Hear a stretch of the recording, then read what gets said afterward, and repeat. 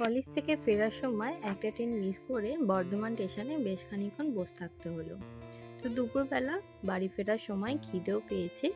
সেই টাইমে আমার উল্টো দিকে এক ঝালমুড়িওয়ালা বসে একটি মুড়ি মাখছিল। আর বর্ধমানের ঝালমুড়ি তোমরা অবশ্যই সবাই জানো যে খুবই ফেমাস। তো প্রায় 4 বছর আগের কথা বলছি। তো তখন ঝালমুড়ির দাম ছিল মাত্র 10 টাকা, এখন হয়তো বেড়ে দাঁড়িয়েছে 20 টাকা। তো আজকে অনেক দিন পরে সেরকম ঝালমুড়ি খেতে ইচ্ছা হলো, বাড়িতে যা ছিল তাই দিয়েই ঝটপট বানিয়ে ফেললাম। দেখো, এখানে আমি স্নেহ ভাজা নিয়েছি, তার সঙ্গে কুচনো পেঁয়াজ, কাঁচা লঙ্কা বেশ খানিকটা, আর নিয়েছি আলু চচ্চড়ি। এটা হয়তো বাঙালি বাড়িতে হয়েই থাকে জলখাবারে। আর আমার বড় পিসি পাঠিয়েছিল এই নতুন আমের আম তেল। আজ সেটা দিয়েই মুড়িটা মাখলাম, একেবারেই সেই স্বাদের মনে হলো।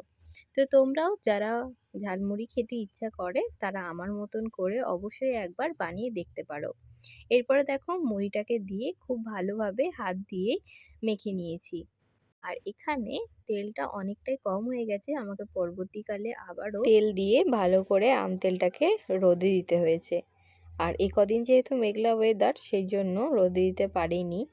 দুদিন দিয়েছিলাম, ও তার আগে ভিডিওটা শ্যুট করে রেখে দিয়েছি, তাই জন্য তেলটা কম মনে হচ্ছে। কিন্তু অনেকটা দূরে থাকে, তাই জন্য ওখান থেকে তেলটা আমি কম ইচ্ছা করেই নিয়ে এসেছি।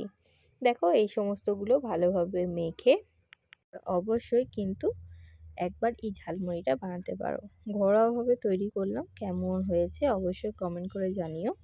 আজকের জন্য এটুকুনি, আবারও অন্য কোনো ভিডিও নিয়ে হাজির হব। কেমন লাগলো ভিডিওটা অবশ্যই কমেন্ট করে জানাও।